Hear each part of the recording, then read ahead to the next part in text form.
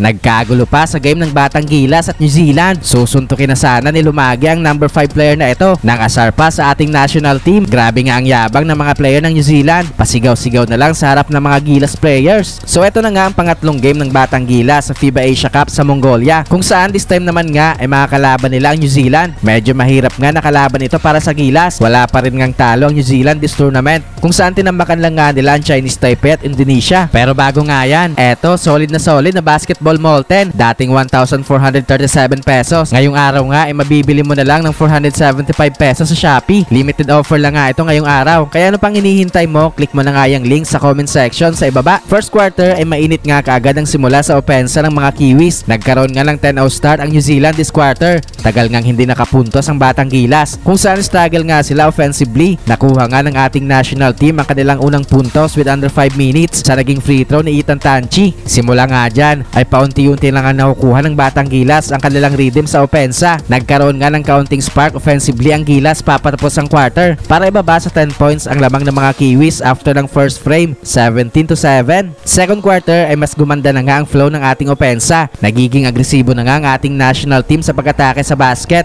na pinangunahan ni Cabanyero. Napapasok na din nga natin ang ating mga tira sa labas. Namamatch na din nga ng Batang Gilas ang pace ng New Zealand sa quarter na ito. Pero sayang nga lang hindi tayo nagkakaroon ng stop defensively, kaya hindi din nga natin maibaba sa single digit ang ating hinahabol na kalamangan. Muntikan pang magkagulo, kung saan napasugod nga si Lumagi sa isang New Zealand player. Hindi nga nito nagustuhan ang pagtulak sa kanyang teammate na si Cabanyero, kaya naman agad itong sinugod ang number 5 player ng New Zealand. Pero hindi na din naman nga lumaki pa ang gulo dahil agad nga itong naawat ng mga referee. Napadila na lang nga at ng asar pang number 5 player ng New Zealand. Umarangkada nga ulit ang opensa ng New Zealand sa late minutes. Bumagal din nga ang opensa ng ating national team, kaya naman umabot na nga sa 16 points ang kalamangan ng New Zealand, 42-26 halftime. Third quarter ay patuloy nga pag-control sa game na ito ng New Zealand. Tuwing magkakaroon nga tayo ng basket ay agad nagkakaroon ng counter ang mga Kiwis. Nag-aangas na nga itong number 8 player ng New Zealand matapos niyang mabutata ang short corner jumper ni Prince Carino. Napasigaw nga ito sa harapan ng big man ng Batang Gilas. Luckily nga para sa kanya, hindi siya tinawagan ng technical ng mga referee. Patuloy nga ang paglaki ng kalamangan ng mga Kiwis sa late minutes, kung saan hindi pa rin nga nagkakaroon ng stop sa depensa ang ating national team. Biglang lobo na nga sa 22 points ang kalamangan ng New Zealand after ng third frame, 66-44. Fourth quarter ay still in control pa rin nga ang New Zealand sa game na ito. Lagi nga may sagot ang mga Kiwis sa mga basket ng Batang Gilas, kaya naman hirap din nga makapag-generate ng run ang ating national team. Well, na-maintain nga ng New Zealand ang kanilang malaking kalamangan na yan, kung saan hindi na rin nga nakahabol pa ang Batang Gilas, kaya sa huli nga ay panalo ang New Zealand. Wala pa rin ngang talo this tournament ang mga Kiwis, habang ang Gilas naman nga ay mayroong record na 1-2. Tanging Indonesia lang nga ang kanilang tinalo sa group stage.